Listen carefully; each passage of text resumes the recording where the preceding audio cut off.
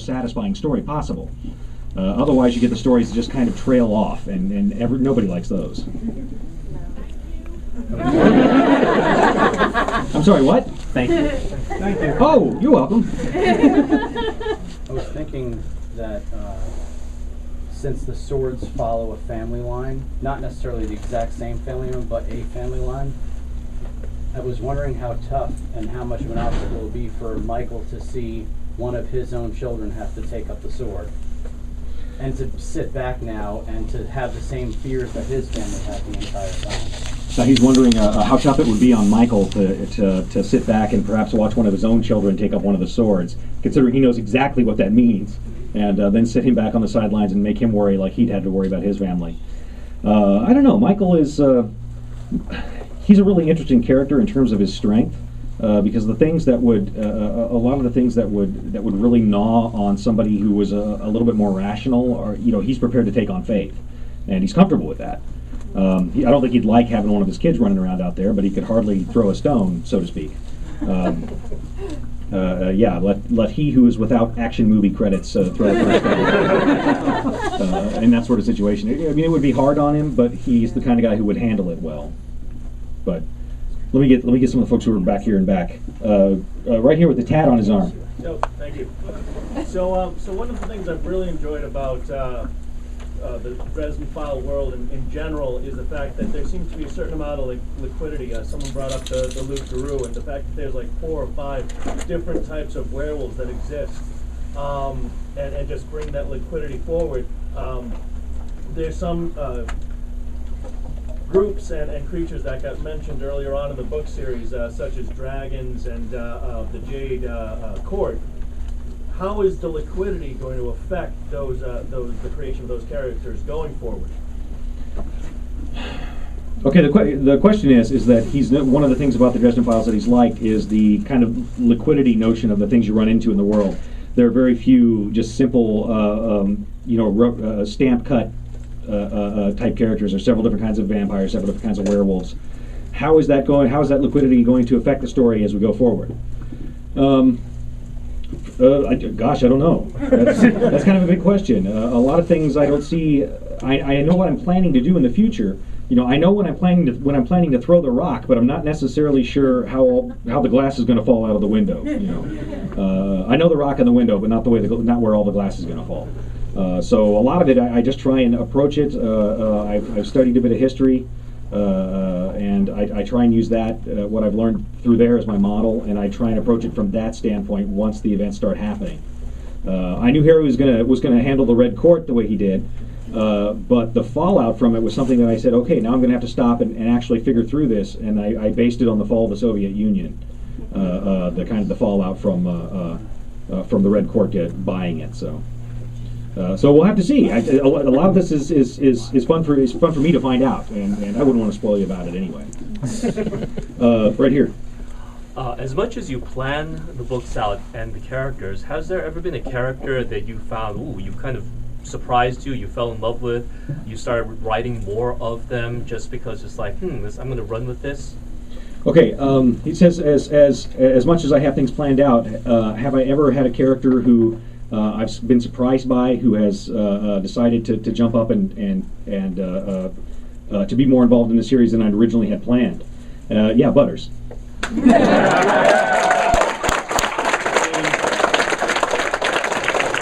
I started Waldo Butters off as a one-shot. I wanted him to be the smart-mouth morgue guy, medical examiner, because I love that character in The Prophecy and the Relic. Because they had wise Alec Morgue people who were just hilarious, and I loved that, and I wanted to do that for the Dresden Files. But when I got done writing him, I'm like, this guy is so cool. I need to use him somewhere else. And so when Deadbeat came up, and I was trying to work out a good sidekick for Harry for this particular story, I'm like, oh, wait a minute, there's necromancers running around animating dead bodies, and having the medical examiner, be the one to be helping Harry along in the middle of this is just so theme appropriate, and yet totally useless to him as a helper. That's perfect. But yeah, Butters is one of those characters who did that. It happens occasionally. There'll be a character who I don't mean to stick around quite as hard as they do. But like I said, I'm lazy. So if someone shows signs of being proactive for me, it's like, oh yeah, okay, might as well have you show up and do the work. Go ahead. Yeah, get me a Coke while you're up. Polka never dies. The very back. Well, quite frankly, the villains, like being walked behind, Nicodemus, the Skinwalker. I've been wondering, is there like any inspiration you've had for any of these villains? Like, is there a particular source for any one of them? Is there a particular source of inspiration for any of the villains I've shown? Well, to a large degree, yeah. I mean, I read a lot of folklore. I read a lot of mythology. By the way, if you ever go to research folklore mythology, if you're going to write a book of your own or research it for a game or something, just do yourself a favor and skip the adult section of the library, that stuff there, because you start reading mythology in the adult section, and you aren't going to go 5 paragraphs before you bump into Freud and Jung. And it's like, those guys do not know how to have a good time when it comes to this sort of story. Go to the children's section and read those stories, because they just give you the stories, which is where I draw most of my inspiration. And I draw it from things that scared me when I was a little kid. I was sure Bigfoot lived in the lilac bush behind our house when I was small, you know. And I had 2 older sisters. They were 12 and 14 years older than me, who just loved scaring me. They had a good sense of drama for that. But that's okay, because I can exercise those demons now and put them in a book and make $1 out of them. That's the American way. Back to the back with the glasses. Last book, with the wheels and side wheels and mind games. Harry between his 5 brothers, Mr. Sunshine Black, which is in Words of Power. The possibility of a police game being true. Oh. How is that going to play out in the future? Oh, yeah, that's kind of a big question. With all these plots that are going on with Mab and Leia obviously playing games against one another, with archangels sticking their nose in with vague supernatural entities that live on islands, and how are all these conflicting interests where Dresden's getting pulled in different directions by all of them? How are they going to play out in the future? Here, this is like heroin for writers. I'm not gonna tell you.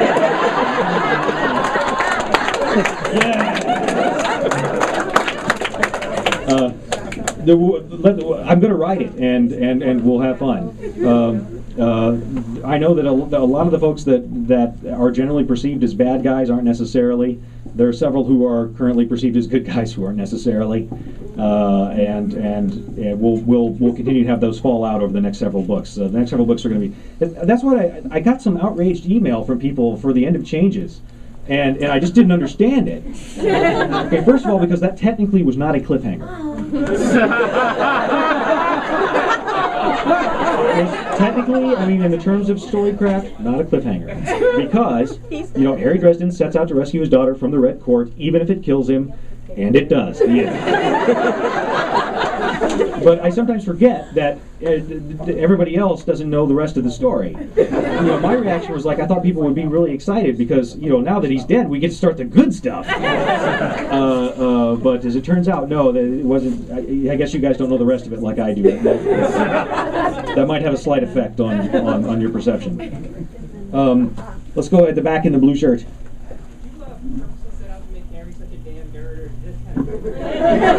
Did I set out to make Harry a nerd? Yeah, absolutely. He's a magic nerd instead of a computer nerd. But yeah, I mean, I set forth to make a guy that somebody I would relate to. And really all my friends are nerds, and I'm a nerd. It wasn't a big deal to make Harry a nerd, too. For me, that was a no-brainer. He just he can't play video games, which really cripples his nerddom. Right here. Yes? Oh, yeah. So there's a lot of characters, obviously, as wizards. There's characters that have histories that are good several hundred years. Do you expect at any point to have some backstory, release some of the stories like young Ebenezer and